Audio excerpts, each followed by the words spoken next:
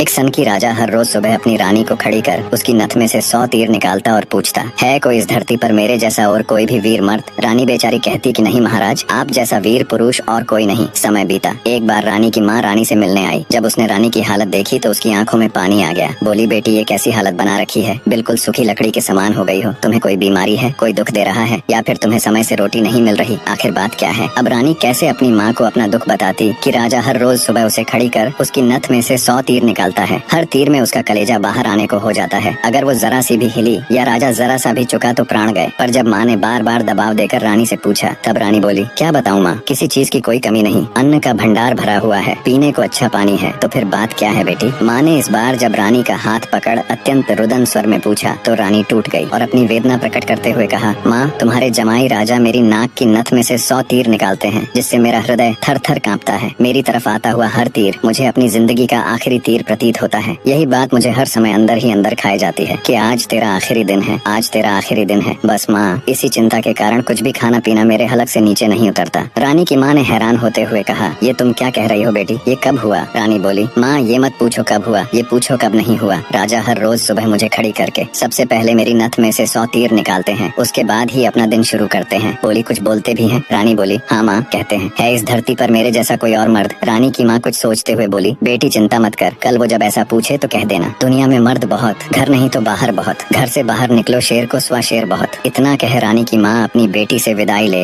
अपने घर चली गई। अब रानी को इंतजार था तो बस अगली सुबह का। राजा ने सोती हुई रानी को हाथ पकड़कर उठाया और कहा, रानी आ जाओ, समय हो गया। रानी ने सोचा, हे भगवान, बस आज और बच जाऊं, फिर तो जो माँ कहकर गई थी वो बोल दूंगी। और उठकर बाग में जाकर आंख बंद करके अपनी नथ पकड़कर खड़ी हो गई। राजा ने रोज की तरह एक के बाद एक 100 तीर रानी की नथ में से निकाले। तीर निकाल राजा बोला, बोल रानी, है दुनिया में मेरे जैसा कोई और शूरवीर मर्द? रानी हिम्मत जुटा बोली, महाराज दुनिया में शूरवीर मर्द बहुत, घर नहीं तो बाहर बहुत, आप बाहर निकल के देखो शेर को सवा शेर बहुत। राजा हैरान होते हुए बोला, ठीक है रानी, अगर यही बात है तो कुछ खाने का सामान दो, मैं जा रहा हूँ बाहर शूरवीर मर्द देखने, मैं भी तो देखूं है कोई मुझसे ज्यादा शूरवीर मर्द इस दुनिया में। थोड़ा बहुत खाने पीने का सामान ले राजा निकल पड़ा। चलते चलते एक कच्चे रास्ते पर हो लिया। थोड़ी दूर ही चला तो आगे देखा, एक आदमी रास्ते के किनारे पर लेटा ऊपर की तरफ एकटक देख रहा है। राजा को बड़ा कौतूहल हुआ। ऊपर की तरफ देखा तो उसे सिवाय सूर्य की तेज किरणों के कुछ दिखाई नहीं दिया। गया जिज्ञासावश उसके पास और पूछा, क्यों भाई ऊपर क्या देख रहे हो? काणे आदमी ने कहा, इंद्र के अखाड़े में परियों का नाच हो रहा है, वो देख रहा हूँ। राजा ने एक बार फिर से ऊपर देखा पर उसे कुछ दिखाई न दिया तो उसका आश्चर्य बढ़ गया। काणे आदमी ने ऊपर की तरफ ध्यान लगाए लगाए राजा से पूछा, तुम कौन हो भाई और कहाँ जा रहे हो? राजा बोला, मैं मालवा का राजा उत्पल राज हूँ, मैं दुनिया में शूरवीर मर्द देखने जा रहा हूँ। काणे को बड़ा कौतुक हुआ। बोला, तो थोड़ी देर मेरी प्रतीक्षा करो भाई। नाचते नाचते एक परी की पाजेब टूट गई है, वो नीचे गिरने वाली है, बस उसको लेकर मैं भी तुम्हारे साथ शूरवीर मर्द देखने चलूंगा। कुछ ही देर में आकाश से छम की आवाज से एक पाजेब नीचे आ गिरी। काणे ने उसे उठाया और जेब में रख लिया और बोला, अब चलो भाई मर्द देखने। मर्द कैसे होते हैं मैं भी तो देखूं। राजा के आश्चर्य की कोई सीमा नहीं थी। उसका अहंकार तो यही नष्ट हो चुका था, उसकी हवाइयाँ उड़ चुकी थी। सोचा कि तू तो रानी की नथ से तीर निकाल अपने आप को सबसे बड़ा मर्द समझता था, तेरे से ज्यादा तो ये काणा है। एक आंख से अंधा होते हुए भी इंद्र के अखाड़े में क्या हो रहा है देख लेता है। अब राजा और काणा आदमी दोनों एक साथ चल पड़े मर्द देखने।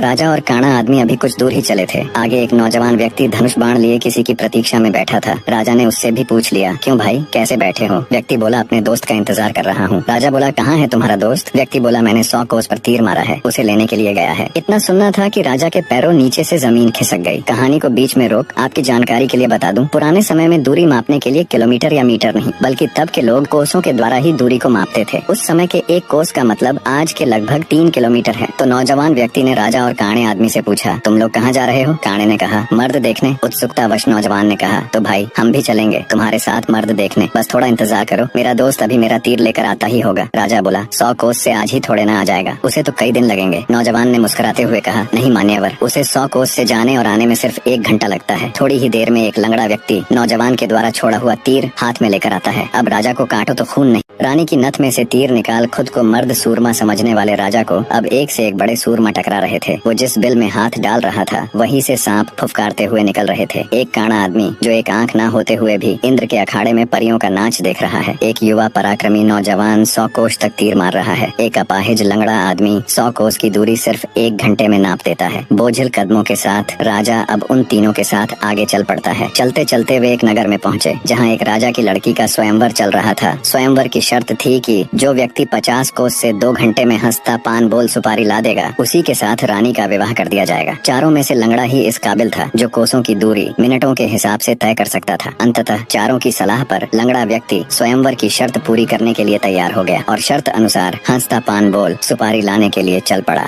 रानी के स्वयंवर की शर्त अनुसार लंगड़ा व्यक्ति तेजी के साथ उस दिशा में बढ़ने लगा जहाँ हंसता पान बोल सुपारी का पेड़ था। अपनी दिव्य गति से थोड़े ही समय में वो उस पेड़ के पास जा पहुँचा। उसने सुपारी तोड़ी और अपनी जेब में डाल ली। सोचा अभी तो बहुत समय है, क्यों न थोड़ी देर सुस्ता लिया जाए। ये सोचकर वो उस पेड़ के नीचे सुस्ताने के लिए लेट गया। ठंडी हवा के झोंकों से जल्दी ही उसकी आंख लग गई। उधर तीनों की समय बीतने के साथ साथ चिंता बढ़ रही थी। 2 घंटे पूरे होने को आए थे, बस थोड़ा समय ही बचा था। नौजवान तीरंदाज ने कहा, इतना समय तो उसे कभी नहीं लगता, जरूर कुछ बात है। काने आदमी ने कहा, रुको मैं देखता हूँ। जब काने ने देखा तो वो पेड़ के नीचे सो रहा था और पेड़ से एक खूंखार जहरीला सांप उसे काटने के लिए उसकी तरफ बढ़ रहा था। जब ये बात उसने साथियों को बताई कि वो तो सो रहा है और एक जहरीला सांप उसकी तरफ बढ़ रहा है, तब तीरंदाज नौजवान ने काने से कहा, तुम मेरे तीर का निशाना सांप के फन पर लगाओ। काने ने कहा, हाँ ये ठीक है, निशाना लगाकर मैं हुंकारा भरूं तब तुम तीर छोड़ देना। काने ने तीर को सांप के फन की दिशा में लगाकर जैसे ही हूँ कहा, तीरंदाज ने तीर छोड़ दिया। तीर सीधा जाकर सांप के फन पर लगा और धड़ाक की आवाज के साथ सांप नीचे गिर गया। आवाज सुन लंगड़ा आदमी हड़बड़ाहट के साथ उठकर बैठ गया। देखा तो एक जहरीला सांप उसके पास मरा पड़ा है और उसके दोस्त का तीर सांप को लगा हुआ है। सारा माजरा समझते उसे देर न लगी। वो दिव्य गति से नगर की ओर दौड़ा। समय रहते वो हंसता पान बोल सुपारी लेकर राजमहल पहुंच गया। अब समस्या ये थी कि राजकुमारी पर असली हक किसका है। राजा अगर घर से मर्द देखने नहीं चलता तो ये सारा किस्सा ही शुरू नहीं होता। काना अगर अपनी दिव्य दृष्टि से देखकर लंगड़े व्यक्ति को सांप से नहीं बचाता तो राजकुमारी के स्वयंवर की शर्त कैसे पूरी होती। नौजवान तीरंदाज के पास 100 कोस तीर चलाने की क्षमता न होती तो भी उसके मित्र को सांप डस लेता और शर्त पूरी नहीं होती। लंगड़े व्यक्ति के पास दिव्य गति न होती तो भी राजकुमारी स्वयंवर की शर्त पूरी न होती।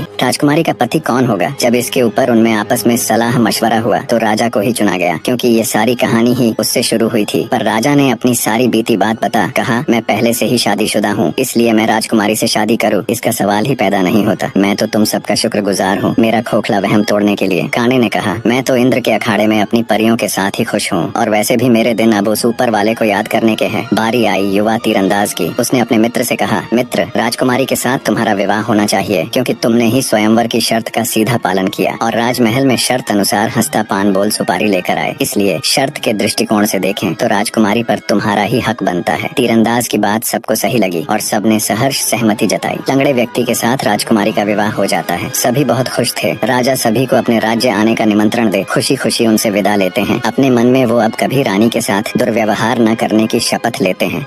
निष्कर्ष, वास्तविक वीरता केवल बाहरी शक्तियों में नहीं बल्कि आंतरिक विनम्रता, संयम और दूसरों की महत्ता को समझने में होती है। राजा उत्पल राज्य ने स्वयं को सबसे बड़ा शूरवीर माना और अपने अहंकार में अंधा हो गया था। वह अपनी रानी पर अत्याचार कर अपनी वीरता का प्रदर्शन करता था, परंतु वास्तव में वह अपने भीतर की हीन भावना और असुरक्षा को छिपा रहा था। अपनी यात्रा के दौरान राजा की ऐसे व्यक्तियों से मुलाकात होती है जिनकी क्षमताएं उससे कहीं अधिक होती हैं। उस एक आंख वाले व्यक्ति का दिव्य दृष्टि से इंद्रलोक का नृत्य देख पाना, उस युवा तीरंदाज का 100 कोस दूर तक तीर मारना और अपाहिज व्यक्ति का अद्वितीय वेग से दूरी तय करना, ये सभी घटनाएं राजा को यह समझाती हैं कि यह संसार अप्रतिम और असीम क्षमताओं का भंडार है। हर व्यक्ति में कुछ न कुछ विशिष्टता होती है और किसी को भी स्वयं से निम्न समझना उसके प्रति अन्याय है। अंततः सच्ची महानता और शक्ति आत्मनिरीक्षण, अपने अहंकार को त्यागने और हर व्यक्ति को उसकी श्रेष्ठता के साथ स्वीकार करने में है। अहंकार नष्ट करने से व्यक्ति का हृदय प्रेम, आदर और करुणा से भर जाता है, जो कि आध्यात्मिक उन्नति का मार्ग है।